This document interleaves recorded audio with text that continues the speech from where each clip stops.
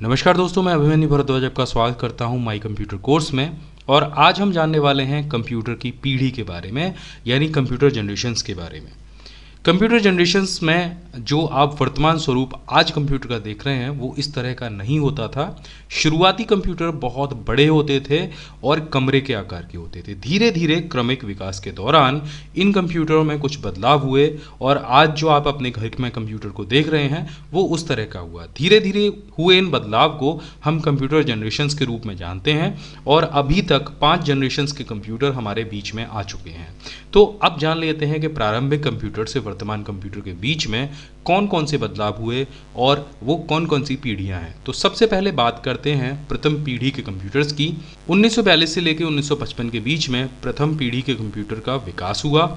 इस पीढ़ी के कंप्यूटर में वैक्यूम ट्यूब का इस्तेमाल किया जाता था, जिसकी वजह से इसका आकार बहुत बड़ा होता था। ये कंप्यूटर बिजली की खपत भी बहुत ज़्यादा करते थे और चूंकि इसमें जो ट्यूब होती थी वो बहुत ज़्यादा गर्मी पैदा करती थी, इसीलिए यहाँ पर एसी का इस्तेमाल बहुत ज़रूरी होता था। इस कंप्यूटर की सबसे बड़ी बात यह है कि यहाँ पर जो आप विंडोज़ इस्तेमाल करते हैं आज के दौर में बड़े धड़ल्ले से, यहाँ पर वो विंडोज़ या ऑपरेटिंग सिस्टम नहीं होता था। इसे चलाने के लिए जो प्रोग्राम्स बनाए जाते थे वो कंप्यूटर पंच कार्ड में स्टोर करके रखे जाते थे। इसीलिए इसमें डेटा स्टोर करने की जो क्षमता थी बहुत कम होती थी। साथ में ये जो कंप्यूटर थे बहुत स्लो चला करते थे। इन कंप्यूटर्स में मशीनी भाषा का इस्तेमाल किया जाता था, यानी ये कंप्यूटर सिर्फ मशीन लैंग्वेज को समझा करते थे। अब बात करते हैं दूसरी पीढ़ी के कंप्यूटर्स की कि क्या क्या बदलाव हुए उन कंप्यूटर्स में। इन कंप्यूटर का जो विकास था 1956 से 1963 के बीच में हुआ और ये कंप्यूटर देखने में कुछ इस तरह के हुआ करते थे। आकार की अगर मैं बात करूं तो प्रथम पीढ़ी के कंप्यूटर से इनका आकार थोड़ा छोटा हो गया था, क्योंकि यहाँ पर वैक्यूम ट्यूब की जगह पर ट्रांजिस्टर का इस्तेमाल किया जाने लगा था। ट्रांजिस्टर वैक्यूम ट्यूब से काफ़ी बेहतर हुआ करता था। इन कंप्यूटर में मशीनी भाषा के स्थान पर असेंबली लैंग्वेज का इस्तेमाल हुआ था और डाटा स्टोर करने के लिए अभी भी यहाँ पर पंच कार्ड को यूज़ किया जाता था। हालांकि आकार के हिसाब से और बिजली की खपत के हिसाब से ये कंप्यूटर पहली पीढ़ी के कंप्यूटर से कहीं अधिक बेहतर हो चुके थे। अब बात करते हैं तीसरी पीढ़ी के कंप्यूटर के बारे में। इनका विकास 1964 से 1971 के बीच में हुआ था और ये कंप्यूटर देखने में आज के वर्तमान कंप्यूटर के जैसे ही होते थे। हालांकि आप देख रहे हैं यहाँ पर मॉनिटर और कीबोर्ड का इस्तेमाल तो किया जा रहा है, लेकिन माउस अभी भी यहाँ पर नहीं है। ट्रांजिस्टर की जगह पर इन कंप्यूटर्स में इंटीग्रेटेड सर्किट का इस्तेमाल होने लगा था। आकार बहुत छोटा हो गया था, गति भी पहले से बढ़ गई थी। पहले कंप्यूटर की जो गति होती थी वो माइक्रो सेकंड में नापी जाती थी, लेकिन इनकी गति जो बढ़कर माइक्रो सेकंड से नैनो सेकंड्स तक पहुंच गई थी, यानी ये उससे ज़्यादा तेज़ी से कैलकुलेशन करने लग गए थे। और इस कंप्यूटर को चलाया जाता था कीबोर्ड की सहायता से, तो ये पहले से बहुत ज़्यादा बेहतर थे, चलाने में आसान थे। इस पीढ़ी के कंप्यूटर को छोटा और सस्ता बनाया गया था, साथ में ये उपयोग में भी बहुत आसान थे।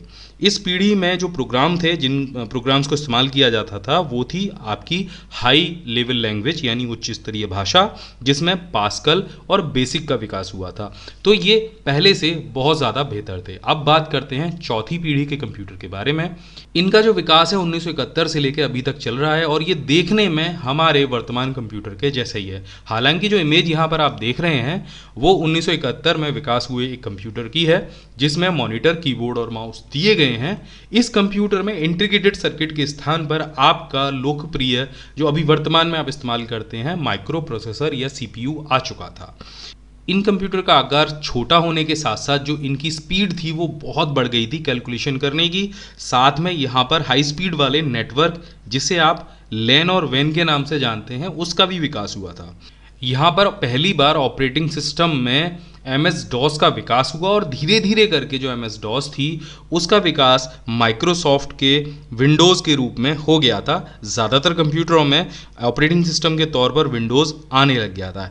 इसी वजह से यहाँ पर मल्टीमीडिया का विकास भी हुआ और जो प्रोग्रामिंग भाषा थी वो सी लैंग्वेज हो गई। धीरे धीरे करके ये जो कंप्यूटर थे आज के वर्तमान कंप्यूटर के रूप में बदलने लगे। इसमें ढेर सारी चीज़ें आने लग गई। आप म्यूज़िक भी सुनते हैं, आप इंटरनेट भी चलाते हैं और आप ढेर सारे काम करते हैं। ग्राफिकल यूज़र इंटरफेस आने के बाद से तो बहुत सारे चेंजेस हो गए। तो धीरे धीरे करके ये जो कंप्यूटर थे इन्होंने हमारे अपने घरों में, ऑफिसों में, कार्यालय में, स्कूल में अपनी जगह बना ली और इनकी जो पहुंच थी वो हर आम आदमी के घरों तक हो गई। धीरे धीरे विकास की ये पीढ़ी आगे बढ़ने लगी है और अब आने लगे हैं 5वीं पीढ़ी के कंप्यूटर, यानी 5th जनरेशन के कंप्यूटर। इन कंप्यूटरों का विकास अभी जारी है और यहाँ पर अब इस्तेमाल होने लग गया है आर्टिफिशियल इंटेलिजेंस यानी एआई, जिसमें आप आमतौर पर देखते होंगे आपके मोबाइल फ़ोन में गूगल असिस्टेंट है, एलेक्सा है या कॉर्नेटा है, और ये धीरे धीरे करके अपने आप को डेवलप कर रहे हैं। कंप्यूटरों में सोचने और समझने की शक्ति डाली जा रही है और इनका विकास धीरे धीरे हो रहा है। इन्हें भविष्य के कंप्यूटर भी कहा जाता है। इन कंप्यूटर्स में क्वांटम कंप्यूटेशन और नैनो टेक्नोलॉजी भी भविष्य में आ सकती है। तो ये थी कंप्यूटर की 5 पीढ़ियां। आशा करता हूं ये वीडियो आपको पसंद आएगा और आप इस चैनल को जरूर सब्सक्राइब करेंगे। आगे भी आपके लिए ऐसे ही वीडियो लेकर आता रहूंगा। जय हिंद, वंदे मातरम।